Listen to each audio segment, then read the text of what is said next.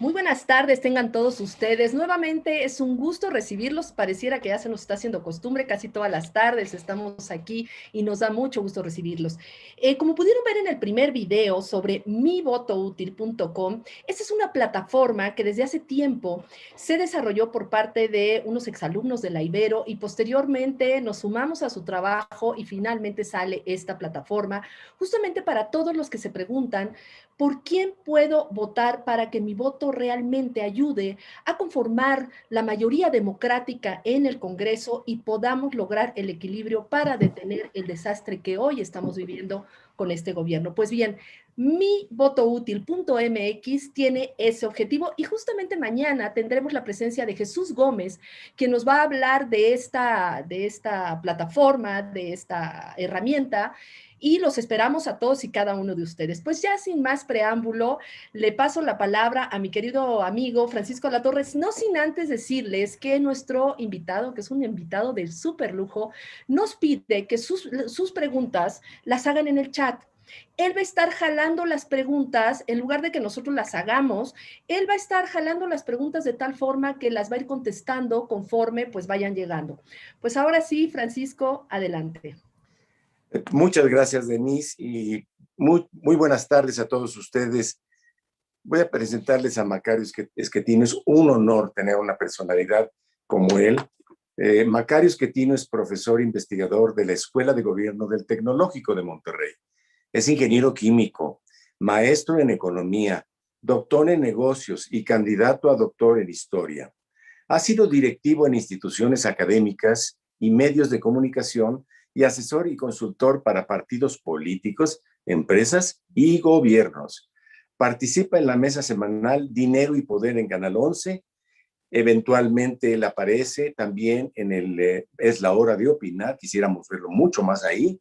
Escribe la columna Fuera de la Caja en El Financiero, publica un podcast con ese mismo nombre cada semana y ha escrito dos decenas de libros, los más recientes, El fin de la confusión y Economía en un día, ambos con Editorial Paidós. Macario, yo lo diría, primero, Macario, muchas gracias, y yo quisiera decir que en nuestra opinión es una de las mentes más directas, analíticas y completas que tenemos en los analistas políticos y los periodistas. Macario no tiene pelos en la lengua, y ni mucho menos tiene plumas o plumas de ganso cuando escribe. Él habla directo. Y entonces esto nos hace una gran oportunidad de en estos momentos, a 12 días de la elección, escuchar, meditar, crear y juntos trabajar en el México que todos queremos. Macario, bienvenido y muchas gracias por tu generosidad y tu tiempo. Adelante, Macario. Al contrario, muchísimas gracias. Muy buenas tardes a todos.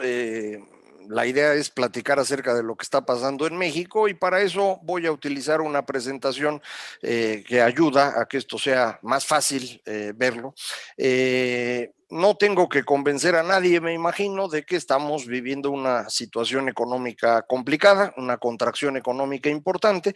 Lo relevante es darnos cuenta que esto tiene dos orígenes. Por un lado, decisiones de gobierno y por otro lado, la pandemia. De manera que para resolver esto, pues hay que actuar en ambos temas. Necesitamos indudablemente enfrentar la pandemia y esto se hace vacunando. Y esto es muy importante en particular para ciertos servicios de cercanía que sufren mucho con la enfermedad, aun cuando hay otras actividades económicas que ya han logrado superar este problema. Pero una vez haciendo esto, necesitamos también promover la inversión para que la economía pueda recuperar el ritmo que tenía. Es importante entender la diferencia en materia de la pandemia, porque el golpe no fue parejo para todos. Lo que están viendo ahorita en la pantalla es la contracción económica general durante 2020, pero hubo actividades que sufrieron más, por ejemplo, transporte, especialmente avión y autobús, también el entretenimiento, cines, teatros, y lo que más golpeado resultó fue el turismo, alojamiento, comida, como le llama INEGI, que al cierre de 2020 traía todavía una contracción del 40%.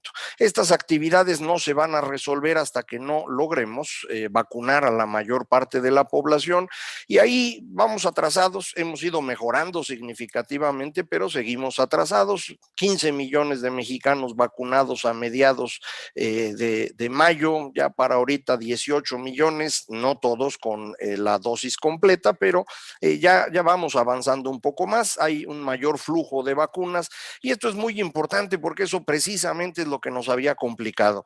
Hay estos 77 millones de dosis de AstraZeneca que consiguió la Fundación Slim y que estuvieron detenidos por meses.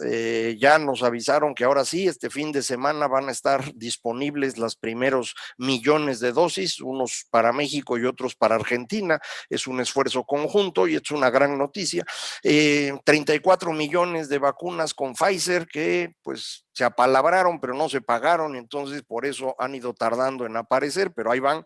Y bueno, esperamos que pudiéramos vacunar a todos los mexicanos mayores de 40 años, que son 46 millones de personas. Si ustedes le suman todos los maestros, todos los médicos, personal de salud, personal de primera asistencia, pues hablamos de 50 millones de personas. Tenemos las dosis para poder vacunarlos y el asunto es pues tratar de que esto lo logremos en el transcurso de los próximos meses, a ver si para inicios de cepa, que bueno, pues a lo mejor ya están vacunados y se sienten confiados, pero va a ser mejor si nosotros también estamos vacunados y podemos convencerlos de que vengan. Esto va a ser importantísimo para recuperar esta actividad económica que representa 10 puntos del PIB. Entonces no es una cosa menor, hay que tratar de sacarlo. Yo ya no me preocupo tanto por esto porque ahí va. Mi preocupación más seria es el gobierno, porque el gobierno ha tomado decisiones que han ido ahuyentando la inversión, desde la cancelación de la construcción del aeropuerto, la cancelación después de la cervecería en Mexicali, el pleito con Braskem por el etano, decretos y luego leyes para frenar la competencia en electricidad y en petrolíferos, el padrón de biométricos, la extensión del mandato del presidente de la Suprema Corte de Justicia. Todo esto frena la inversión. Muchas personas piensan que algunas de estas medidas no son directamente un tema de inversión, pero sí lo son, porque muchas de ellas están en discusión en la Corte, de forma que lo que ocurra en esa institución es determinante para saber si una inversión en México es segura o no.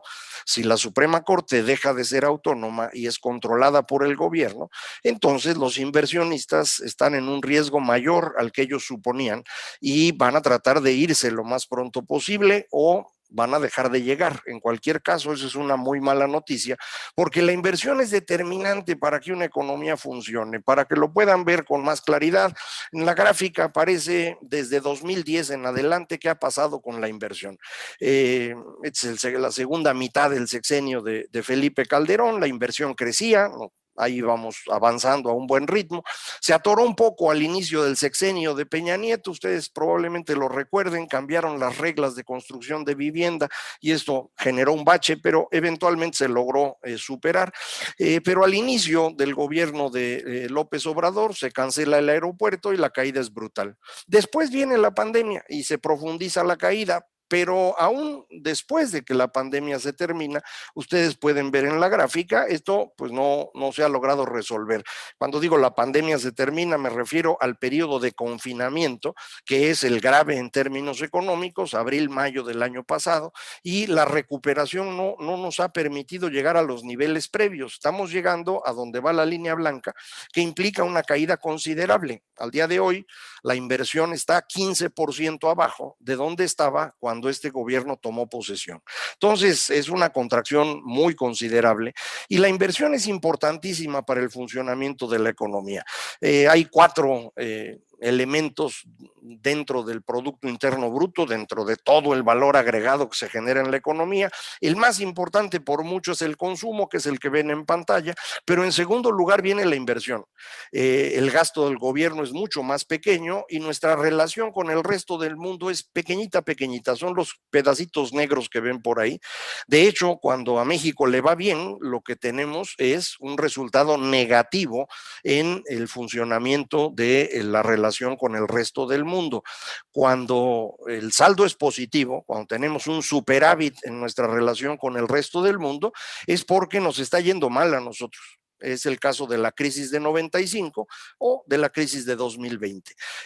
Recuperar el nivel que teníamos en 2018 pues está lejos todavía, no vamos a lograrlo muy pronto, y menos, como pueden ver en la figura, porque lo que tenemos ahora es un estancamiento que hemos visto prácticamente desde octubre, noviembre del año pasado, en donde nos quedamos atorados. Ahí están los datos de febrero y marzo todavía en puntitos porque no están terminados. Viene abril, ya tenemos algunos datos y dicen que caímos un poquito otra vez. Entonces, prácticamente estables en todo este periodo, y esto, bueno, pues es una circunstancia que no apunta en una buena dirección. Para verlo con más claridad, esto es lo que teníamos, el crecimiento, el tamaño de la economía desde 1980, y el crecimiento promedio durante todo este periodo, que son prácticamente 38 años, era un crecimiento de 2.4% anual. Esa es la rayita blanca que ven ahí. Y esto cambia en 2019. Ahí es donde nos atoramos. Para que puedan ver mucho mejor esto, identifiqué aquí los momentos de crisis. Estas son las crisis que nosotros mismos hicimos, en 82, en 95 y ahora con el aeropuerto, y las crisis que importamos. La de 1986, que fue la caída del precio del petróleo, .com en el 2001-2003, la gran crisis de Internet, la gran recesión en 2008-2009 y ahora la pandemia. Ahora nos tocaron las dos juntas. Primero la nuestra y luego la de fuera, y el resultado es que nos hemos desplazado de donde veníamos creciendo. Para que lo vean todavía con mayor claridad, déjenme ponerlo más de cerquita, los últimos años. Estoy poniendo dentro de esta imagen el escenario optimista, la mejor posibilidad. Me imagino que este año vamos a crecer 6%, que es lo que estiman los más optimistas entre los economistas dedicados a los pronósticos. El año que entra 3%, que también está por encima de prácticamente todos, y bueno, con eso me da este crecimiento que ven ahí punteadito. Este es el comportamiento de la tendencia que traíamos, el 2.4% que tendríamos si no hubiéramos hecho nada más que seguir haciendo lo mismo de siempre, y se me ocurrió calcular una cosa que le llamo contrafactual, se oye bonita la palabra, lo que significa es qué hubiera pasado si no hubiera habido pandemia. Y esa es la raya amarilla. Esa raya amarilla es decisiones del gobierno mexicano, sin pandemia. Y lo que pueden ustedes observar es que el comportamiento al final es muy parecido. Es decir, aún sin la pandemia, estaríamos en una situación similar a la que estamos hoy. Un poquito menos mal, pero no mucho menos mal.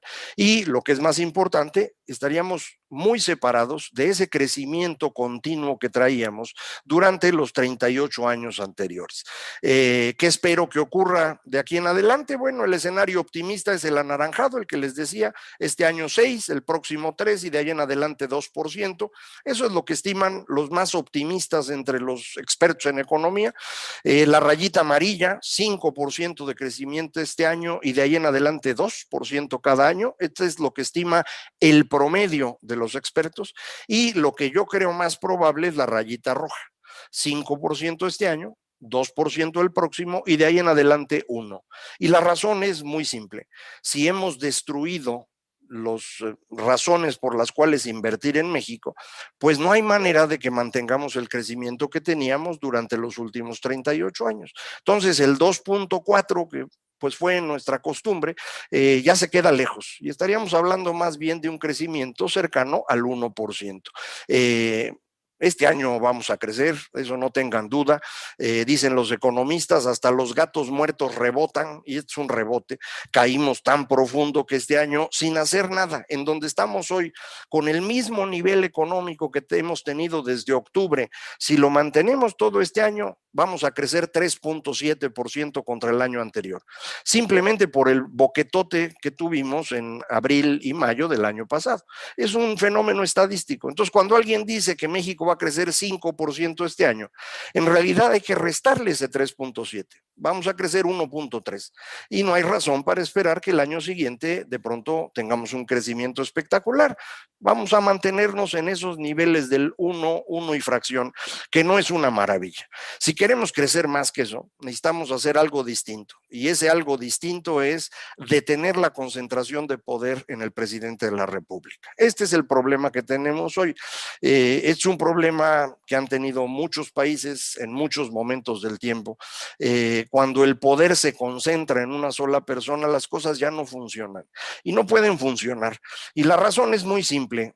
Si todo el poder se concentra en una persona, esta persona ya no se va a preocupar por el crecimiento de la economía o por el bienestar de la población, se va a preocupar por no perder el poder. Eso es lo que va a ocupar todo su tiempo. Y una vez que alguien está en el poder, se da cuenta que el poder tiene sus beneficios. Puede uno extraer rentas de los demás y vivir como si fuera un virrey, un rey medieval. Esta foto nos la mandó el presidente para decirnos que se había curado del COVID. A mí me parece una foto extraordinaria porque lo que nos indica es que está viviendo de nosotros como él nunca hubiera vivido y está muy contento por ello. Bueno, pues es el problema de concentrar el poder y el problema no se concentra en él, sino que todos los demás empiezan a pensar en los mismos términos. ¿Cómo le hago para sustituir a ese señor y ser yo el virrey? Y en ese momento deja de funcionar el sistema. Esto no es un asunto de López Obrador, es un asunto de cualquier persona que concentra el poder en cualquier parte del mundo, en cualquier momento de la historia. Ese fue nuestro problema en el siglo XX en México, la concentración de poder. Bueno, pues estamos regresando exactamente a lo mismo. Para que no se queden con esta mala imagen y tengan pesadillas, les pongo este otro pintura que es mucho mejor. Esto es el matrimonio Arnolfini, muchos de ustedes deben conocer esta pintura.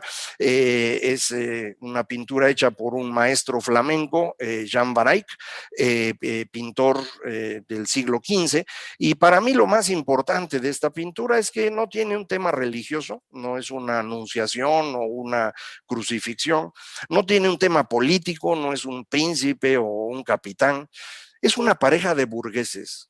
Y lo importante es que nos ayuda a entender que en el siglo XV, en Países Bajos, por primera vez en la historia humana, nos dimos cuenta que hacernos ricos de manera privada es algo legítimo. Aunque ustedes no lo crean, esta idea no ha existido en la historia humana. Uno le puede buscar y me van a decir, mira, en el 450 antes de Cristo, por ahí de Atenas se podía. Pues sí, mano, pero duró 20 años.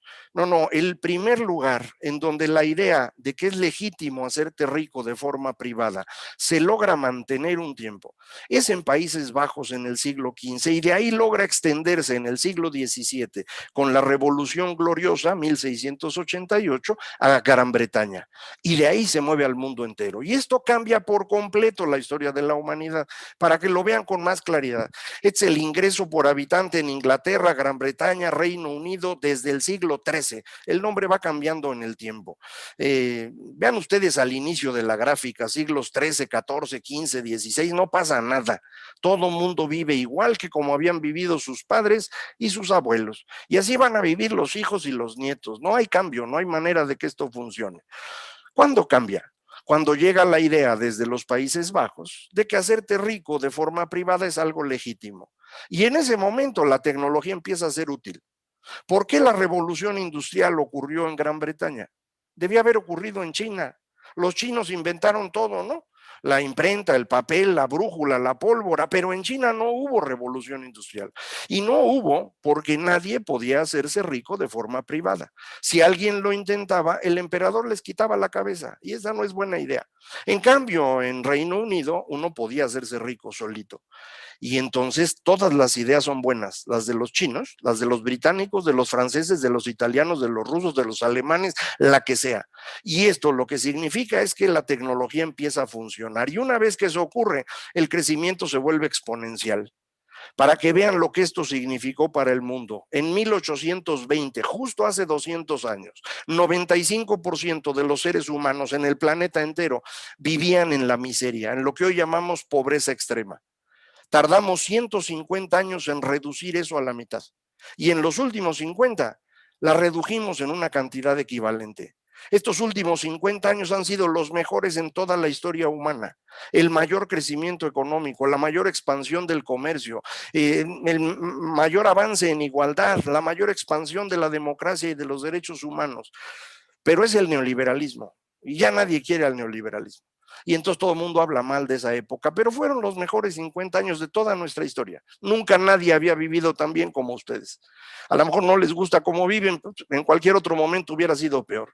¿Por qué si esto fue tan bueno no nos gusta ahora? Porque los seres humanos vivimos en ciclos. Y en estos ciclos las cosas las interpretamos de manera distinta. En los últimos 500 años hemos vivido 3 grandes ciclos. Uno inicia con la Reforma y continúa con la Ilustración. El segundo va del romanticismo al positivismo en el siglo XIX. Y el tercero en el siglo XX del totalitarismo al neoliberalismo. En cada uno de estos ciclos, la primera parte es una parte de angustia, de miedo. La gente no sabe qué está pasando y trata de defenderse. Y para defenderse las personas se agrupan en comunidades ficticias, comunidades alrededor de ideas que en ese momento están en boga. En el siglo XVI alrededor de ideas religiosas, en el siglo XVIII alrededor de la naturaleza, en el siglo XX alrededor de la clase social y el Estado.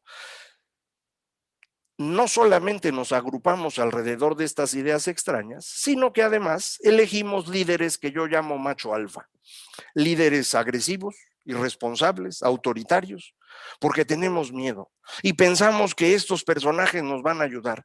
Y el resultado siempre es el mismo: pobreza, autoritarismo y violencia. En el siglo XVI, Lutero, Calvino, Zwingli, en el siglo XVIII, Marat, Danton, Robespierre, Napoleón, en el siglo XX, Stalin, Hitler, Mussolini, Mao, y en el siglo XXI, Trump, Andrés Manuel, Bolsonaro, Bukele, Narendra Modi, Recep Tayyip Erdogan, Víctor Orbán. En todas partes estamos haciendo lo mismo. Tenemos miedo y entonces queremos a uno de estos líderes macho alfa que nos salve de lo que estamos sufriendo. No nos van a salvar, nos van a causar más problemas, pero no aprendemos. Después de un rato de violencia las cosas se tranquilizan y entramos a la parte buena, la Ilustración, el positivismo, el neoliberalismo. Y en esos años lo que hay es crecimiento económico, más comercio, más democracia, más derechos. El problema es que eventualmente el miedo regresa, siempre regresa el miedo. ¿De dónde viene este miedo? Mi interpretación es que en estos últimos 500 años el miedo viene alrededor de cambios en la tecnología comunicacional. Cuando nos comunicamos de forma distinta, tenemos que pensar diferente y tardamos en entender eso. Cuando se inventó la imprenta, esto dio como resultado la reforma y el romanticismo se sostiene en los periódicos y fueron los medios masivos, el cine y la radio, lo que construyeron el totalitarismo. Y hoy estamos en el proceso de las redes sociales.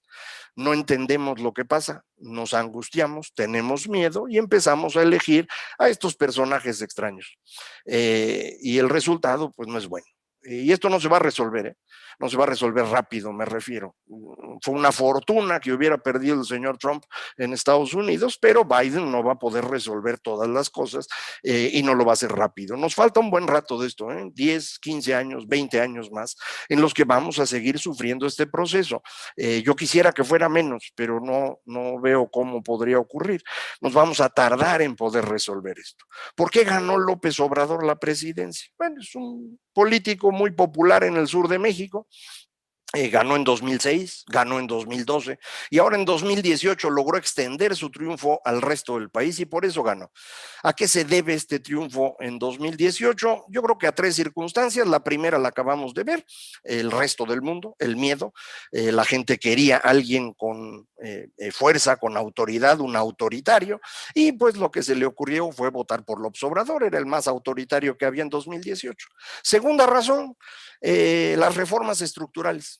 Las reformas estructurales estuvieron bien hechas, fueron exitosas, y cuando una reforma es buena, el resultado es que genera de inmediato enemigos. Amigos no, enemigos. Y estos enemigos, las personas que fueron dañadas por las reformas, se fueron a agrupar alrededor de López Obrador para apoyarlo para que ganara a cambio de que revirtiera las reformas. Los maestros, por ejemplo, querían quitar la reforma educativa, apoyaron a López, ganaron y la reforma educativa se ha retirado.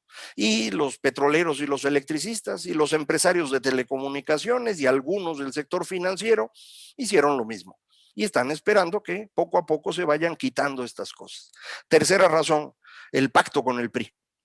Yo estoy convencido que hubo un acuerdo con el señor Peña Nieto para que quitara de encima a Ricardo Anaya, que se le estaba acercando mucho a López Obrador en febrero de 2018, y después este pacto se extendió a muchos gobernadores que le prestaron votos a Morena. Y aquí viene una pregunta fundamental. ¿Esos votos que prestaron los van a recuperar el 6 de junio? Es decir, ¿el PRI va a recuperar esos votos que prestó o ya se quedaron de aquel lado? No lo sabemos y eso es parte fundamental para entender qué va a ocurrir en la elección del 6 de junio. Para que puedan ver mejor todo esto que acabo de platicar, algunas cifras pueden ser útiles. Este es el crecimiento económico por entidad federativa en México en los 25 años que van de 1993 a 2018. Los estados de color verde oscuro crecen menos que el promedio nacional. Los verde clarito crecen más o menos en el promedio y los amarillos crecen por encima del promedio. Yo normalmente no uso esta paleta de colores porque es muy confusa, pero lo hice así para que pudiera compararse a golpe de vista con el mapa de Consulta Mitofsky de la popularidad de López Obrador en enero de este año. Los mapas son muy parecidos. ¿Por qué el señor López Obrador es popular en el sur de México? Pues porque en el sur de México durante los 25 años pasados las cosas no fueron buenas. A la gente no le fue bien. Este periodo de neoliberalismo, yo dije, fueron los mejores 50 años en la historia de la humanidad. Pues sí, pero no para los oaxaqueños y los chiapanecos y los veracruzanos y los tabasqueños. Y entonces ellos dijeron, oiga, pues a mí no me está yendo bien. Y entonces yo no quiero neoliberales, quiero otra cosa. Y votaron por López Obrador. Es perfectamente explicable lo que hicieron. El resultado es que les está yendo peor hoy. Pero bueno, eso no lo podían saber y esa fue su decisión y me parece pues que hay que reconocer que es importante. Esta es la votación en México desde que hay democracia. En realidad la democracia empieza en esta rayita blanca, 1997, y calculé este índice con los votos federales, locales, etcétera, para que tuviéramos toda la serie. La raya roja es el PRI, la azul es el PAN, la amarilla es el PRD, que tenía sus brincos cada elección presidencial y fuera de eso no existía mucho, Partido Verde, Movimiento Ciudadano y Morena. Y el brinco de Morena se explica en dos pasos. El primero es cuando se crea en 2015, porque se llevan la mitad del PRD y por eso pasan de 0 a 10% de los votos. El segundo brinco, se llevan la otra mitad del PRD y una gran cantidad de votos del PRI. Y esta es la parte que está en duda. ¿Esos votos los siguen teniendo o no? De eso depende en buena medida el resultado del 6 de junio. Y no lo sé. Tomo esta misma medición más de cerquita para ver lo que pasó en los últimos años. Otra vez el PRI, el PAN, PRD, Verde, Movimiento Ciudadano y Morena. Y noten ustedes cómo Morena tiene su mejor año en 2018 y de ahí empieza a bajar. De hecho, en 2019 el PAN obtuvo más votos que Morena. Aquí no se ve porque incluyo junto a Morena los otros partidos que están en alianza con ellos. Y en 2020, sin duda, el PRI se los llevó de calle. Nada más fueron 2 elecciones, Coahuila e Hidalgo, gobernados por gobernadores del PRI. Entonces, de aquí no se puede extender una conclusión obvia para 2021, pero es un dato relevante. Última información acerca de qué es lo que está pasando en términos de popularidad comparada del presidente. Todo mundo dice que López Obrador es muy popular, pues no es cierto. Es popular, normalito. Pueden ver en la gráfica tomada de la página de Oráculos, esto es al mes de abril, no, perdón, al mes de marzo. El mes de abril ya no lo pude sacar de ahí, ya no me dejó la página, pero lo pueden ver ustedes en oráculos.mx. Y es interesante ya el mes de abril porque Andrés Manuel baja un poquito y ya casi se toca con Vicente Fox. De hecho, en la gráfica lo pueden ver, está por abajo de Felipe Calderón y lleva 16 meses abajo de Felipe Calderón. Entonces, un presidente razonablemente popular, nada extraordinario. Sí fue el presidente más popular de la historia en febrero y marzo de 2019, pero ya no lo es. Ahí está en un lugar razonable. ¿Qué pasó con estos presidentes en la elección intermedia? Bueno, podemos ver lo que ocurre y pueden ver que tanto Zedillo como Fox como Calderón se mantuvieron todo su periodo por arriba de 50%. El único que nunca llegó a 50% ya por estos niveles y se fue más para abajo fue Peña Nieto. Lo interesante del asunto es que los 3 presidentes populares perdieron la elección intermedia.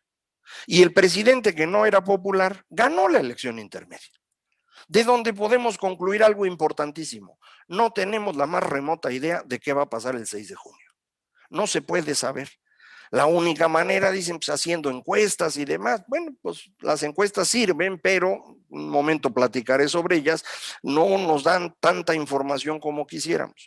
Lo que estamos viviendo en México en estos 2 años y medio de gobierno es una transformación que López Obrador propuso, pero que no es sino un retorno al pasado. López Obrador quiere que México se regrese a 1970. ¿Por qué piensa que esto está bien? Yo creo que es un asunto personal. Él nació en Tabasco y vivió su niñez, su primera juventud, y la primera vez que vio la civilización es cuando fue a estudiar a la Ciudad de México a inicios de los 70, y lo que vio lo dejó maravillado. Y desde entonces, creo yo, piensa que eso es lo que hay que hacer. ¿Cómo era México en 1970? Pues un presidente todopoderoso, locuaz, como era Luis Echeverría, en donde el gobierno controlaba más de la mitad del Producto Interno Bruto y buena parte de ello alrededor del petróleo. Y eso es lo que López Obrador quiere hacer. El problema es que López Obrador no es una persona inteligente, no tiene capacidad, no tiene visión estratégica, no puede imaginar el futuro, toma decisiones sin saber cuáles van a ser los resultados y sin entender los problemas. Y por eso, en lugar de construir, destruye. El resultado es más o menos obvio, ahí está, no tengo que estar dando más detalles en eso, pero es un problema serio que no sé si ya llegamos al punto último a donde podíamos llegar. No sé qué tan lejos estamos del choque de la realidad. En esta semana tenemos 2 datos espectaculares. El primero es que Dos Bocas no va a servir para nada y por eso mejor va a comprar Pemex, la refinería que tiene con Shell en Houston, va a comprar la mitad que le faltaba, porque Dos Bocas no va a funcionar jamás. Eso es lo que quiere decir lo que dijo el presidente. La otra noticia es que nos rebajaron en el nivel de seguridad en los vuelos y esto implica que Santa Lucía no va a poder tener vuelos internacionales. Entonces, pues 2 de los proyectos extraordinarios del López Obrador acaban de derrumbarse esta semana. Entonces, no sé otra vez qué tan lejos estamos de que la gente se dé cuenta del tamaño del problema. El repunte de la pandemia en enero fue algo verdaderamente trágico, el arranque de la vacunación fue muy malo, aunque más o menos hemos ido avanzando. Pues en Ciudad de México funciona bien, pero en otras partes es una tragedia espantosa todavía este tema. La depresión económica es mucho más seria de lo que dice el PIB. El PIB mide incluso la parte que tenemos de relación con el exterior. Si ustedes quitan eso y se fijan en cómo están las personas, el consumo de los mexicanos está 5% abajo de como estaba en 2018. Y la inversión, como les dije hace rato, está 15% abajo. Entonces, todos somos más pobres. Y esto en el PIB no se nota, pero es una circunstancia que a la gente le está pesando. El gobierno ha sobreestimado sus ingresos de manera constante, no les alcanza el dinero, no sabemos qué van a hacer para tratar de resolver eso. Los programas sociales que tanto piensa López Obrador que le van a ayudar en materia electoral, yo no estoy seguro si le van a servir o no. Sí sé que en términos sociales no sirven, eso de repartir dinero en efectivo no ayuda mucho a que la gente deje la pobreza, pero no sé si van a servir en términos electorales. En los tiempos del PRI hegemónico, ellos sabían muy bien cómo pastorear a la gente para el voto y no andaban regalando dinero, te lo intercambiaban por el voto. Acá no hay ese control, entonces no sé si le va a resultar o no, vamos a ver qué ocurre, qué escenarios tenemos para los próximos días. Primero, se le complica el panorama a López Obrador, se da cuenta que no va a ganar y se vuelve loco.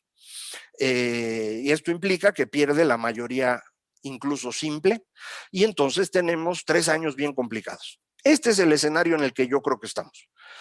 ¿Por qué creo eso? Por el comportamiento del presidente. No tengo dato alguno que me permita decir que esto va a ocurrir. Es simplemente que lo que yo veo es a una persona que está desesperada y que está tratando de tomar todo tipo de decisiones que no son lógicas. Entonces digo, pues el señor sabe que va a perder. ¿Por qué él sí sabe y yo no? Pues porque él sí tiene datos. Ahora sí, él tiene otros datos. Esto aquí sí es cierto. Él tiene un ejército de más de 20,000 personas que trabajan como siervos de la nación, controlados por Gabriel García, que todos los días habla con López Obrador para ver cómo van las cifras electorales. Entonces, él sí sabe lo que está pasando. Nosotros no tenemos una encuesta, ni una, que esté reflejando esto. Entonces, por eso creo yo que está vuelto loco, pero puedo equivocarme. ¿Qué dicen las encuestas? Dicen que estamos en el escenario 2. El escenario 2 es aquel en donde López Obrador logra ganar la mayoría simple, pero no alcanza la mayoría calificada.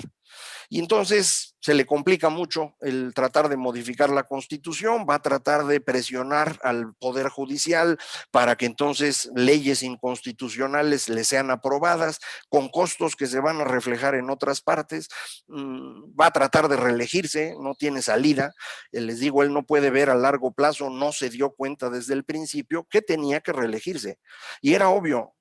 Él es el único que mantiene unida a la coalición política que lo sostiene. No le puede heredar eso a Marcelo Ebrard o a Claudia Sheinbaum o a Ricardo Monreal. Y ahora menos después de la tragedia de la línea 12. Yo pensaba que iba a tratar de usar a su esposa como una herramienta para reelegirse, pero no es una persona que tenga mucha capacidad electoral la señora, me parece. Y entonces ya empezó López Obrador con sus bromas de que la gente le pide reelegirse. Esas bromas son para que ustedes se acostumbren a la idea. Tercer escenario, tiene suerte López Obrador y gana mayoría calificada. Si logra ganar mayoría calificada, esto ya se acabó, ¿eh? Ya no hay más, no volvemos a tener elecciones libres y vamos a entrar en problemas verdaderamente serios. Yo le llamo a esto el escenario peronista. Esto es exactamente lo que ocurrió en Argentina. Juan Domingo Perón gana las elecciones en 1946 con un partido que acababa de crear 6 meses antes, gana con 53% del voto, para que vean ustedes el tamaño de la coincidencia, y luego no se quiere ir. Se queda 9 años en el poder hasta que lo tumban con un golpe de Estado, se va a España y desde allá está manipulando la política en Argentina, y desde entonces hasta nuestros días en Argentina o gobiernan los militares o gobiernan los peronistas prácticamente todo el tiempo. Y el resultado es que Argentina pasó de ser uno de los países más ricos del mundo a ser la caricatura que soy, y perdón que lo diga yo así. Entonces, son los 3 escenarios. Mi opinión es que estamos en el primero por cómo percibo la actitud de López Obrador. Las encuestas, todas me dicen que estamos en el segundo, pero no hay ninguna encuesta al día de hoy que pueda medir con validez estadística por distrito electoral. No tienen ese nivel de detalle, porque una encuesta que tenga validez a nivel distrital cuesta muchísimo dinero y nadie la ha hecho que yo sepa, o si la han hecho no la han publicado. Yo creo que López las tiene. Y entonces por eso está actuando como está actuando y eso es lo que yo interpreto. Pero no lo sé. Si es el escenario 1 o 2, las cosas pueden continuar. Si es el tercer escenario, insisto, olvídense, esto ya no tiene ningún futuro. Estamos en el mundo, no en México, en el mundo, en un momento de cambio tecnológico aceleradísimo, tan acelerado como el que ocurrió alrededor de la Segunda Guerra Mundial. Creo que no nos estamos dando cuenta del tamaño de esta transformación. Por ejemplo, en el movimiento energético, abandonar hidrocarburos para concentrarnos sobre todo en energía eléctrica producida por formas alternas. Hoy en día es más barato producir electricidad con sol y con viento que hacerlo con gas natural o carbón. De manera que todo el mundo se va para allá. A lo mejor eso no lo entendemos aquí, pero eso es lo que está ocurriendo. La transformación en medicina que va a dar la ingeniería genética, especialmente a través de esta tecnología CRISPR, es impresionante. La forma como vamos a tomar decisiones con base en inteligencia artificial, no la de los años 70, sino la de hoy, que es resultado del manejo de datos en cantidades impresionantes, nos va a llevar a decisiones totalmente diferentes a las que estábamos acostumbrados a tomar. Blockchain, la tecnología que permite hacer seguras las transacciones, nos va a llevar a tener un sistema legal construido alrededor de estas maquinitas. Hoy blockchain se usa para las criptomonedas, el Bitcoin y Ethereum y cosas por el estilo. A eso no le hagan caso, no vayan a meter su lana ahí porque es muy, muy riesgoso, pero esta tecnología en términos de seguridad nos va a llevar a este sistema jurídico totalmente diferente. ¿Qué significa esto? Que en los próximos años el mundo va a cambiar y próximos años son 10 años y en esos 10 años el mundo va a ser otro. Nosotros estamos moviéndonos en dirección contraria. Entonces, a lo mejor nos rezagamos, pero les platico esto porque ustedes no tienen por qué rezagarse, pueden moverse sobre estas cosas porque van a ser importantes. ¿Qué se hace en México hoy? Bueno, lo primero es recordar lo que dice el Buda: todo se acaba, lo bueno y lo malo, nada es eterno. Entonces, tampoco hay que angustiarse de más. Segundo, hay que entender y aceptar lo que está pasando. Tanto las cosas buenas como la tecnología que veíamos hace un momento, como las cosas malas, el efecto disruptivo que han tenido las redes sociales que nos están confundiendo. Ni modo, las dos cosas ahí están, no las podemos cambiar, hay que trabajar con ellas. Segundo, hay que concentrarse más en las personas cercanas a nosotros, específicamente para quien tiene empresa, en sus clientes y el comportamiento nuevo que van a tener. La pandemia no nos hizo mejores personas como había gente que creía, eso no pasa, pero sí nos hizo utilizar tecnologías que antes no usábamos a un monto muy importante y esto hay que tomarlo en cuenta para decisiones futuras. Tercero, abrazar la incertidumbre. Les decía yo, estamos en una circunstancia bien compleja y no se va a acabar ahorita. Hay 15 o 20 años más de incertidumbre, más vale acostumbrarse a ella. Es precisamente esta incertidumbre la que los llena de angustia, les provoca miedo, los lleva a crear estas comunidades ficticias y a confiar en estos líderes macho alfa. No lo hagan. La incertidumbre yo sé que produce angustia, pero la incertidumbre también es el espacio maravilloso en donde se puede crear. Cuando yo ya conozco todo, no puedo crear nada. Yo necesito incertidumbre para poder crear. Entonces, en lugar de ver la incertidumbre como el espacio de angustia, veámoslo como la gran oportunidad para crear nuevas cosas, porque uno no puede elegir el momento que vive, uno lo que elige es la actitud que toma frente a ese momento, y para mí la actitud correcta es esa: entender lo que está pasando en el mundo, concentrarme en cómo debo relacionarme con los demás y por encima de todo darme cuenta que la incertidumbre no es una fuente de angustia. La incertidumbre es una gran oportunidad para poder crear. Muchísimas gracias a todos por escucharme y en este momento dejo de transmitir mi presentación para con ello poder pasar a las preguntas y respuestas. No voy a tomar preguntas habladas, entonces todo es por escrito, por favor, porque si no va a ser imposible. Todos los que tienen su manita levantada, pónganse a escribir en el chat. Perdón, pero así es. ¿Qué tendría que...? Estoy hasta arriba. Me gustaría saber qué opina de Frena. A mí no me gusta Frena, me parece que es un movimiento que puede tener sus virtudes, pero que es el otro extremo del López Obrador, es lo mismo, nomás que del otro lado. A mí no me gusta. ¿Cómo podemos llegarle con un mensaje creíble a la gente que votó por López Obrador y que no le cree nada a los ricos? Pues deje usted de ser rico y con eso va a ser más fácil. Creo que la mejor forma es preguntarles directamente cómo están hoy. ¿Tan mejor que hace 3 años? ¿Tan peor que hace 3 años? Creo que la gente vota en términos de lo que siente y creo que esa es la mejor forma de trabajar con ellos. Canadá tiene vetada a México en materia de vuelos entrantes y salientes por lo del bicho, realmente. Si el presidente no escucha y tampoco le interesa la inversión, ¿cuál es la solución vía eficaz para atraer dinero? No existe. Si usted no puede garantizarle a un inversionista que se van a cumplir las reglas sobre las cuales va a invertir, pues el riesgo es mucho mayor. Entonces, si usted va a traer a alguien a un riesgo muy grande, le tiene que ofrecer un rendimiento muy grande. Y no hay tantos negocios que puedan hacer eso, de manera que está muy complicado. ¿Qué tendría que ocurrir para que el escenario optimista suceda? Pues que vayamos a votar y que logremos obtener la mayoría simple para otros partidos. Si no la tiene el presidente, la tienen los demás. No necesitamos obligadamente que el presidente pierda la mayoría simple. Es muy importante que pierda la mayoría calificada. Mientras más lejos de la mayoría calificada quede, es mejor, porque lo que pierde es la legitimidad del discurso. Y esto es muy importante. Lo que hemos tenido como problema fundamental en México en estos 3 años es que el discurso lo construye él y todo mundo cree que ese discurso es legítimo. Yo he estado tratando de convencer en mis artículos del periódico y cuando tengo oportunidad a través de estos medios, que se den cuenta que ni es muy popular, ni tuvo 2/3 de la votación en 2018, tuvo 44% y con manipulación legal ampliaron su mayoría en la Cámara de Diputados. Necesitamos que esto quede absolutamente claro y lo podemos lograr, aun cuando no perdiera la mayoría simple. Si la pierdes, mejor, pero aún así se podría. ¿Habrá beneficios económicos con la compra de la refinería de Texas? Pues un beneficio sería que dejaran de construir Dos Bocas. Esta refinería compraron la mitad que no tenían, procesa 340,000 barriles diarios de crudo, es decir, compraron 170,000, digámoslo así. Dos Bocas estaba pensada para producir más o menos o procesar más o menos lo mismo.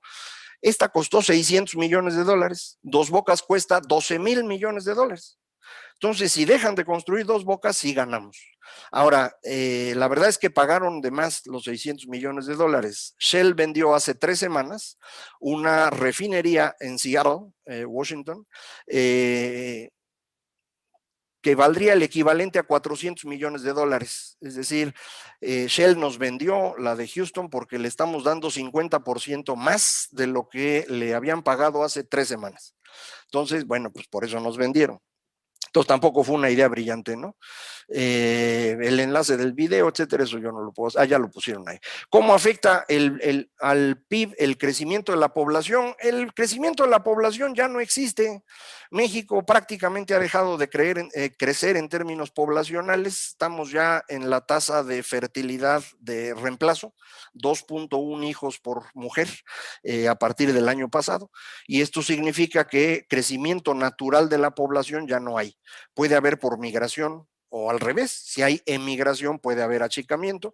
El año pasado murieron más o menos 1.300.000 mexicanos, la mitad de eso son las muertes normales cada año, la otra mitad fue por la pandemia, entonces incluso nos estamos achicando. ¿Crees que haya una voz dentro del gobierno que se vaya a desmarcar de AMLO rumbo a 2024? Pues no sé si lo intenten, nadie tiene la capacidad de quedarse con toda la coalición. Creo que hay muchos que ya se están preocupando porque sí, ya lo ven totalmente fuera de sus casillas y tomando decisiones realmente absurdas. Si vamos a crecer al 1% anual en el futuro, no nos va a ir nada mal comparado con Venezuela. Pues sí, pero 1% es muy poquito y eventualmente esto se va a convertir en que no alcance la energía eléctrica y entonces las cosas se van a ir haciendo cada vez más chiquitas. No cree usted que el 1% es eterno, eventualmente se puede convertir en algo un poco peor. ¿Qué tendríamos que hacer como país para crecer más de 2.4? No es una cosa simple. El economista Paul Krugman insiste en que en el largo plazo lo único que hay es la productividad. Y la productividad es resultado, dice otro economista muy importante, de la competencia económica. Entonces, si usted quiere que este país sea más exitoso, lo que tiene que tener es más competencia económica y eso implica enfrentar los intereses creados de sindicatos, de centrales campesinas, de empresarios oligopólicos, y eso cuesta, ¿eh? Lo hicimos con las reformas estructurales con Peña Nieto y el resultado fue que todos ellos se agruparon para impulsar a Andrés Manuel y ahora lo estamos pagando. O sea, no es tan sencillo de hacer como uno quisiera, pero se puede, ¿no? ¿Quién es el gallo moral para Banco de México? No tengo idea qué va a pasar ahí. No lo sé, a mí me parece que Alejandro Díaz de León lo está haciendo bien y debería quedarse, pero bueno, eso no está en mis manos. ¿Qué va a pasar a partir del 7 de junio? Yo creo que desde el día 6, si las cosas le están yendo mal, se va a volver energúmeno. Ya ven que a él no le gusta perder y siempre dice que hay fraude y demás. Yo creo que va a ser otra vez lo mismo. Hay que estar listos para defender al Instituto Nacional Electoral y el resultado de la elección, cualquiera que sea, ¿eh? Si la gente decide mayoritariamente que se debe quedar López Obrador con mayoría calificada, pues ni modo, mano, eso se decidió. Entonces necesitamos defender el resultado de la elección porque para eso son las elecciones. Yo espero que los mexicanos se hayan dado cuenta de lo que está pasando y tomen una decisión más inteligente. ¿Por qué Dos Bocas costaría casi 7 veces más? No, 10 veces más, 10 veces, 12,000, dijeron 8,000, pero ya van en 12,000. ¿Por qué cuesta más? Porque la están haciendo nueva en un lugar donde no la deben hacer. ¿A quién se le ocurre hacer una refinería? Si tienes en Texas un montón de refinerías ociosas que podías comprar o rentar bien baratas, pues nomás a este. Entonces, bueno, y además se han estado robando una lana, yo no tengo duda. Dice que el libro de ¿Por qué fracasan las naciones? De Ayémolo y Robinson nos condena a estructuras políticas extractivas. Sí, esas políticas extractivas son a las que me refería yo, de grupos sindicales, grupos campesinos, los que dicen que defienden a los más pobres, y también los empresarios oligopólicos que han abusado de nosotros durante todo el siglo, ¿no? Entonces, sí. ¿Cómo se corrigen? Pues cuesta trabajo, es a golpes casi, pero bueno, vamos a ver. Que me recomienda que vea yo la serie Dirty Money e Inside Job. Muy bien, las veo. Una de esas ya la había visto. Siempre existían empresarios corruptos, sí, no tengo duda. Así se hicieron las más grandes fortunas de México, con la excepción de los regiomontanos, cuya riqueza es previa a la Revolución Mexicana. Todas las demás grandes fortunas de México se hicieron en la colusión de los grandes empresarios con los priistas. Así se hicieron todas. Entonces, pues así es esto, sí, de corruptos sí son, ¿cómo no? Felicidades. De acuerdo al pacto de Peña y Andrés Manuel, los presidentes del PRI están callados, igual que los empresarios, etcétera, sí. Que no se escucha, bueno, pues ahora sí ya ni modo, porque ya acabé, ¿no? Que en Jalisco también está bien la vacunación, que bueno, me da realmente gusto. Les digo, Ciudad de México está bien, otros lados han estado mejor.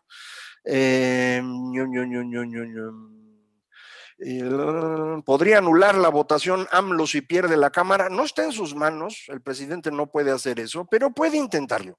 Ha estado tratando de descalificar al Instituto Nacional Electoral para con ello luego decir que las votaciones deberían anularse, en particular porque él mismo ha intervenido en el proceso electoral y eso no debería ocurrir. O sea, él construyó la posibilidad de anular la elección.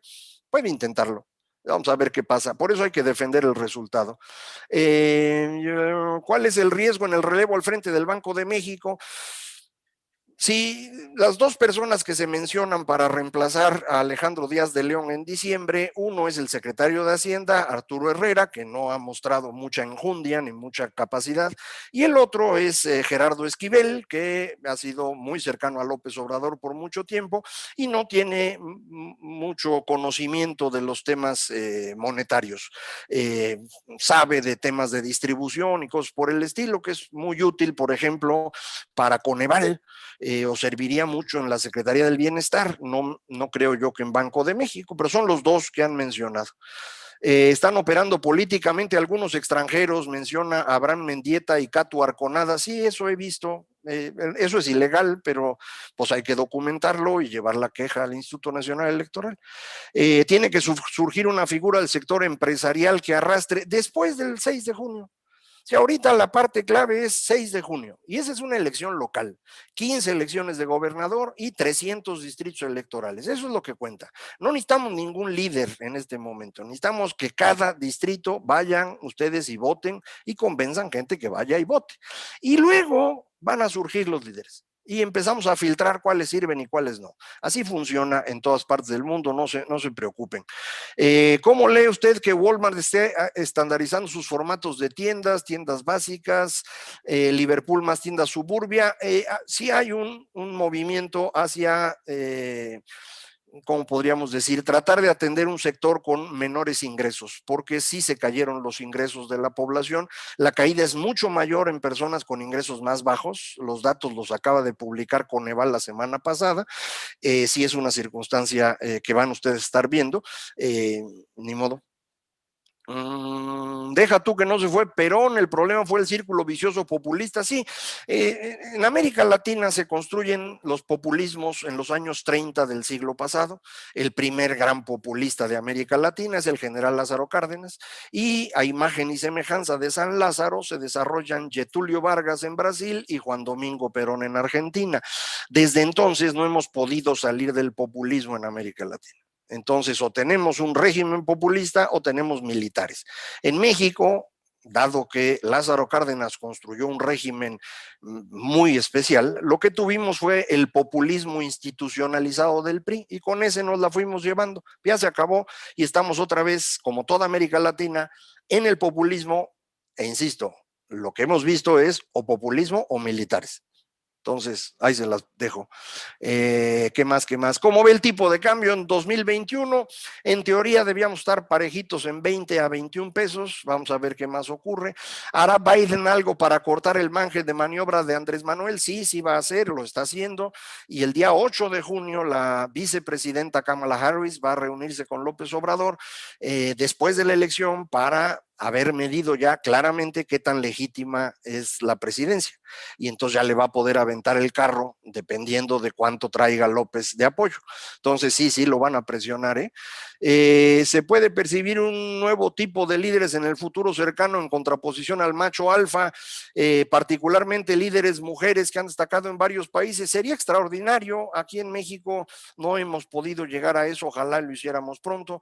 Como saben, en varios países gobernados por mujeres se manejó mucho mejor el tema de la pandemia. No necesariamente por ser mujeres pueden hacer las cosas mejor, pero creo que la evidencia que tenemos es que así ocurrió. Y sí, los machos alfas hizo una cosa espantosa, y ojalá ya no hubiera de esos, pero pues es lo que la gente quiere porque tiene miedo. Un tema que se toca poco es el del agro. Bueno, en estos últimos años el sector primario en México ha crecido de forma espectacular, es lo único que ha crecido muchísimo. Nunca había producido el campo mexicano como lo hace hoy, es una cosa espectacular. El año pasado creció mientras todo el resto de la economía se contraía. Entonces, por ese lado ni se preocupe, solitos les va muy bien. El problema del campo es cuando el gobierno quiere ayudar, igual que en muchos otros lados. Llega el gobierno a ayudar, todo se echa a perder. Que gracias, persona sensata dentro de Morena. Pues no hay de esos, no hay de esos. Se necesita que sean sensatos y que tengan suficiente enjundia para hablar con López, y esta segunda parte es la que les falla. Movimiento Ciudadano es realmente partido de oposición o aliado de Morena. Yo creo que Movimiento Ciudadano cometió un error a partir de 2018. Interpretó, como muchos analistas y medios y demás, que el triunfo de López Obrador era el derrumbe del sistema político mexicano y que lo que había que hacer era convertirse en una nueva oposición que no estuviera cercana al PRI, al PAN o al PRD, sino que fuera distinta. Esa fue la decisión de Movimiento Ciudadano y así fueron avanzando. Y no se dieron cuenta de que esta supuesta inmensa legitimidad de López Obrador era ficticia y que en realidad se está viniendo abajo. Y entonces no actuaron a tiempo para corregir esta idea anterior y acercarse a una coalición que los hubiera colocado mejor. Entonces, aun cuando no sean aliados de Morena, pues sí quedan hoy en una posición muy vulnerable. Les puede uno pensar que son un residual y hay otros que dicen que son un esquirol, pero sí es resultado de una mala decisión estratégica que no corrigieron a tiempo. ¿Cuál es la mejor estrategia para derrotar al populismo del presidente? Pues la primera es ir a votar todos, apoyarle el discurso de la legitimidad y a partir de ahí vámonos parejo, continuamente a estar criticando y tratar de que se le desmorone su apoyo. Y creo que esto es perfectamente factible porque pues todos los que están a su alrededor están por interés. Están ahí porque algo les va a caer. Si de pronto ven que de López lo único que va a caer son pedacitos, todo el mundo va a tratar de empezar a separarse. De hecho, ya se ve eso en este momento en algunos lugares hacia la elección. Entonces, 6 de junio, si logramos derrotarlo, a partir de ahí ya nomás es cosa de seguirle dando con el marro y poco a poco se va cayendo todo. Escenario real que tenemos que aguantar al loco, pues yo qué quiere que haga, el señor ganó, es presidente, no hay forma de quitarlo. Golpe militar no lo ves factible, pues no es una buena idea, los militares normalmente no son buena idea. No sé qué pasa. ¿Qué inversión nos protege mejor en el escenario más probable? Una posibilidad es que tengan su dinero fuera del país, los que puedan, se puede, hay muchos mecanismos para hacerlo, una parte, y otra parte la pueden tener en inmuebles, como dice aquí. La ventaja de los inmuebles en este momento es que la tasa de interés es muy baja, ahorita es un buen momento para comprar un inmueble, en la idea de que lo van a comprar para que esté ahí 10 o 15 o 20 años. Si lo van a comprar para venderlo el año que entra, van a perder.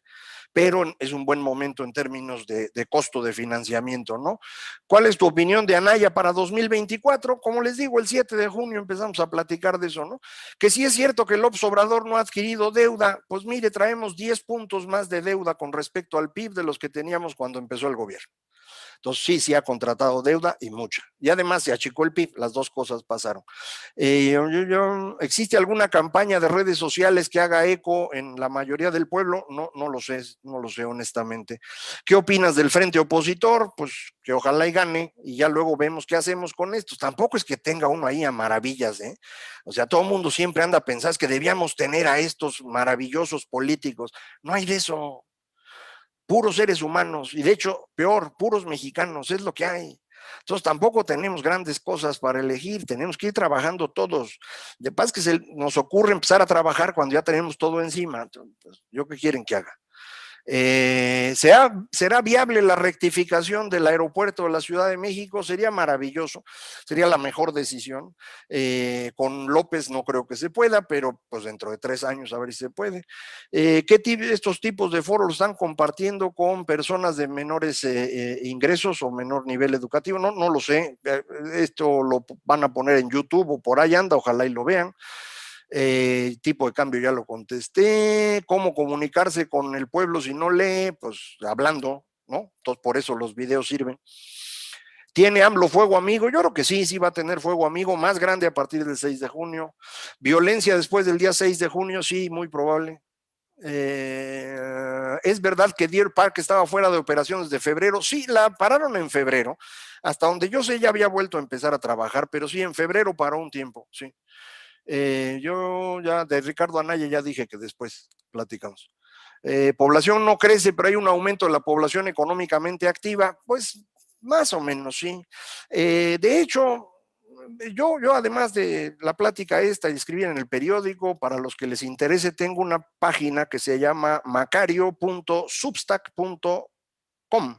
en un momento lo escribo aquí para que la tengan, en donde pueden bajar todo lo que escribo en el periódico y mis intervenciones y demás, y ahí pongo un análisis semanal de algún tema detallado, y este último domingo, escribí sobre esto, el tamaño de la población económicamente activa, el salario promedio y demás, lo podrían ver ahí con más detalle.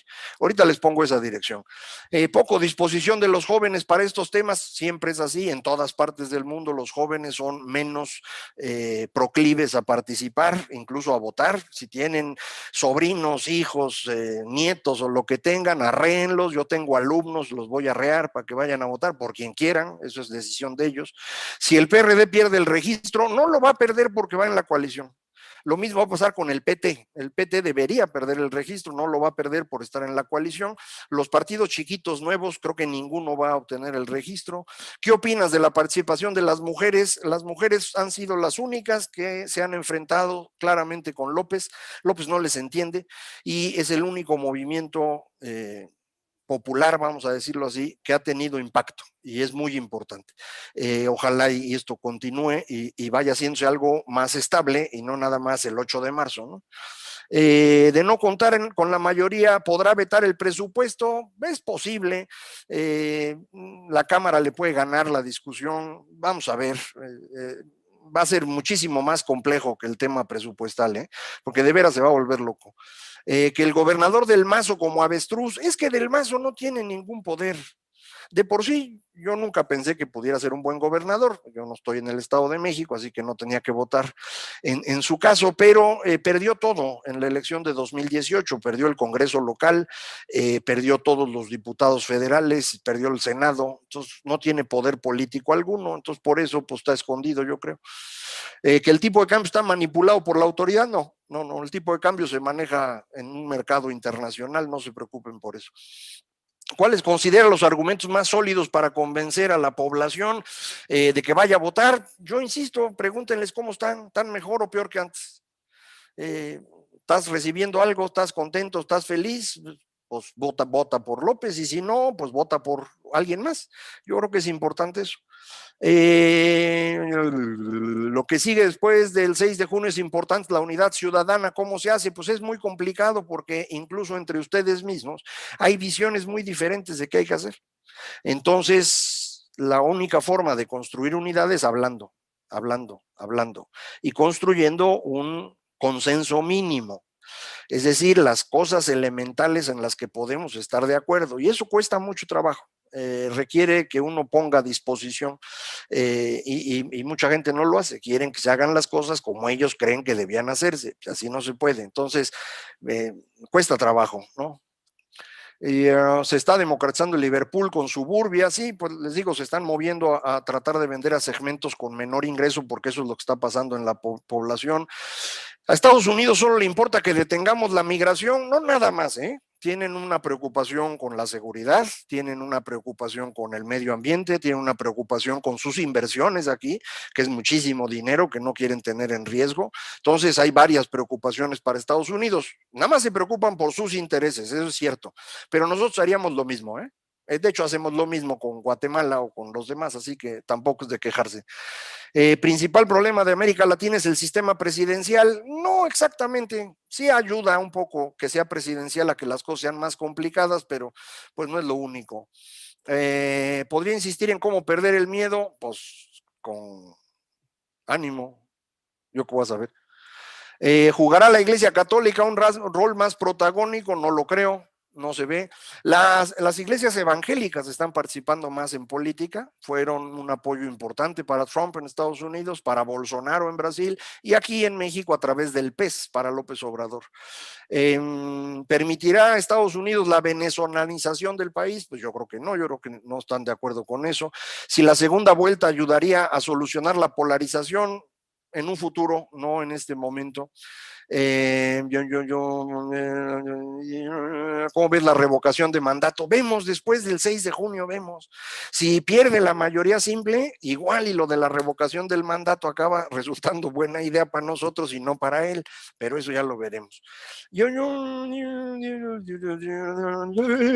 poder de AMLO le ha dado al ejército, sí, Sí, es un problema. ¿Cómo ve la coyuntura en los estados? Montón de encuestas por todos lados. Parecía que Morena iba a ganar todo. En este momento ya no parece así.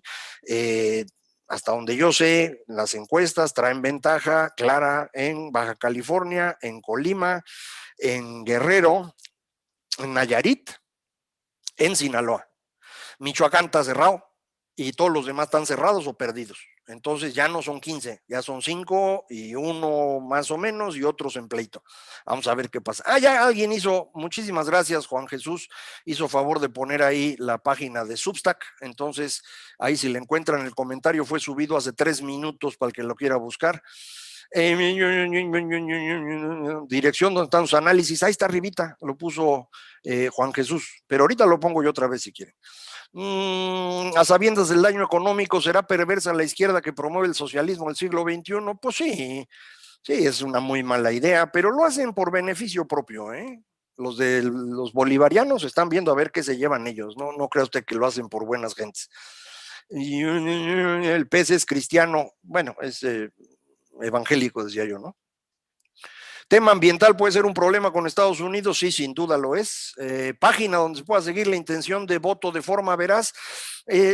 Oraculus.mx para mí es una gran página. El problema es que el número de encuestas que tenemos es muy pequeñito. Para el día de la votación, el PREP del INE es sin duda muy bueno. En Jalisco, ¿qué tan fuerte está Movimiento Ciudadano? Creo que al menos la mitad de los distritos los trae ganados Movimiento Ciudadano, pero no son todos, entonces hay que revisar. Está la página que nos platicaban al inicio, Mi Voto Útil se llama, si no me equivoco, para que puedan ustedes buscar ahí, y voy a poner aquí nuevamente yo la página donde pueden encontrar mis cosas. Allá pusieron Mi Voto Útil. ¿Por qué Javier Corral está haciendo a Maru Campos lo que le está haciendo en Chihuahua? Porque Javier Corral así ha sido toda la vida, es un personaje nefasto, y entonces, bueno, pues, ¿qué le vamos a hacer? Y finalmente, última pregunta que voy a contestar, es una que pregunta lo del crimen organizado, y con eso cierro. Ya no pongan más, que no les voy a hacer caso. Déjale cierro para que ya no me distraigan. Crimen organizado es un problema mayúsculo. Ha ido moviéndose de ser un sistema de 2 grandes zonas, en cada lugar 2 grandes cárteles, es decir, el cártel Sinaloa y Beltrán Leiva del lado del Pacífico y el Golfo y Zetas del lado del Atlántico, que es cuando Felipe Calderón empieza a enfrentarlos. Se derrumban estos y empezamos a tener el crecimiento de grupos chiquitos, muy agresivos, de gente muy poco inteligente. Ya no estamos hablando de estos grandes cárteles con estrategas detrás, sino de personajes verdaderamente nefastos y crueles, como es el caso de Jalisco Nueva Generación, o Santa Rosa, o La Familia, o todos los demás. Entonces, un problema mayúsculo. No queda claro qué es lo que está pasando. Hay varios candidatos a gobernador que ya son muy cercanos al crimen organizado, según dicen. Yo no puedo saber si es cierto o no, pero eso dicen y sí me preocupa. Ojalá y no sea cierto, ojalá no ganen. ¿Está cercano o no el señor presidente a estos grupos? No lo sabemos, pero todos conocemos el saludo a la mamá y el perdón al hijo, que nos preocupan, ¿no? Ojalá y esto esté mal, pero en cualquier caso, Kamala Harris viene el martes 8 de junio para que ella pueda hablar con tranquilidad con López Obrador. Échenle una manita y ayudemos al presidente a que tenga un contrapeso con el cual ir controlando su forma tan primitiva de decidir. Eso es lo que hay que hacer. Vamos a votar el 6 de junio y vamos a tratar de que esto nos ayude para el futuro. Muchísimas gracias a todos. Yo aquí corto mi exposición, Francisco. Te dejo para que tú puedas cerrar, ¿no? Sí, Denise, mira, rapidito, Denise, perdón. y ahorita yo te sigo rapidísimo. Muchas gracias, Macario, en verdad, con una gran claridad nos dejaste ver todo el panorama, un panorama súper complejo, con una gran incertidumbre, que en resumen es, vamos a votar el próximo 6 de junio. Muchas gracias por tu generosidad, Macario, en verdad, muchos te admiramos y por eso estamos aquí. Le paso entonces sí la palabra a Francisco. No te nos vayas a ir, por favor, para que te podamos despedir como te mereces. Adelante, Francisco, por favor. Querido Macario, quiero decirte que es la primera vez en 100 veces que hemos tenido Zooms durante 2 años y medio que el expositor maneja toda la exposición, maneja todas las preguntas con una agilidad y una riqueza que realmente te agradecemos, porque no perdimos un segundo y lo hiciste súper eficiente, sobre todo mostraste tu capacidad. Interesante que nos digas que hay 3 escenarios. Nosotros estamos luchando por el 1, porque el 1 es el que debemos tirarle. Tiremos lo más alto, quitemos la mayoría, punto. 0 mayoría para Morena y es lo que le estamos tirando. Hablabas de tecnología, fíjate que hemos utilizado encuestas y tenemos en 300 distritos encuestas. Y es tecnológica la encuesta, es robotizada y está. Mucha gente lo critica, el statu quo lo critica, pero ¿sabes qué? Es lo único que hay, Ya veremos qué tal jaló. Y la verdad yo creo que para allá se va, porque Pew Research y todos los países avanzados, olvídate de casa a casa, eso ya no se puede, no es factible y no deja tanta lana, porque se cobra muy caro. El otro punto es que, importante pensar lo que nos dijiste, esta es una lucha que tenemos que contra el populismo y contra la falta de entendimiento de los mexicanos, que durará quizá 10 años. No nos hagamos ilusiones, hay que darle día por día y empezar a concretar cosas básicas para tener acuerdos. Y el último es, mira, si solo votamos, vamos a perder, pero si sacamos a votar a nuestro círculo cercano, podríamos ganar. Macario, muchas gracias, y Denise, pues te dejo para que abras los micrófonos y le demos como se merece a Macario una despedida. Claro que sí, muchas gracias a todos por también estar aquí con nosotros, Macario. Mañana tenemos voto útil y pasado mañana tenemos a Juan Pablo Castañón. Gracias, Macario. Ahora sí, por favor, todos pueden abrir sus micrófonos para despedir a nuestro querido invitado como se merece. Adelante, por favor. Muchísimas gracias, Macario.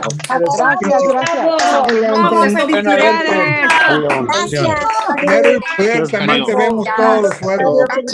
Gracias. Buenas tardes. Excelente.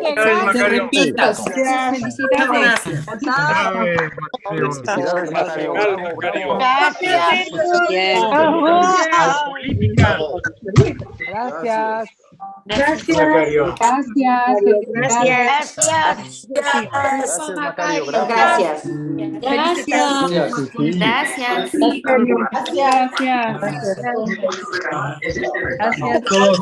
Gracias. Saludos, Macario. Grande. Gracias. Sí. Felicidades, Macario. Gracias, Macario. A votar. Felicidades, colega. Genial intervención, Macario. Gracias. Okay. Muchísimas gracias. Macario, hay que ser muy claros como tú. Los analizados también. Pero no te prometo nada para hoy, necesariamente. Sin edad. Bueno, Macario, muchas gracias. Un abrazo fuerte. Muchas gracias.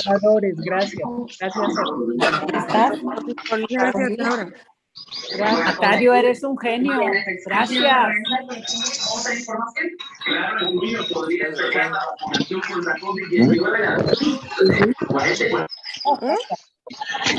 Gracias, Macario. Bueno, yo tengo muy buena, muy objetiva. Pero él está en otro lado. Él es Mañana lo esperamos a un el voto útil. Estaremos que no tenga acceso a las conferencias que no se les estemos mandando, favor de mandar un mensaje al código QR del cartel, que el de Macario y todos.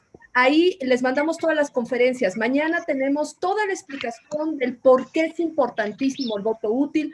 Por favor, inviten a cuantos quieran. Tenemos acceso de Zoom para muchísimas personas. Todos podemos saber por qué es importante saber el por qué utilizar el voto útil. Pues mañana nos vemos y el jueves también, y aquí también la semana que entra, y nos vemos también en esta fiesta democrática del 6 de junio. Muchísimas gracias, que tengan buena tarde. Gracias, Denise. Gracias. Un abrazo a todos. Un abrazo a Marta. Gracias, Denise. Martita, Gracias. Gracias. Bye. Gracias. Besos. Gracias, Denise. Adiós, Paco. Adiós, Nos vemos, Denise. Bye, Nos verte. vemos. Gracias. Guadalupe. Muchas gracias. Hasta luego.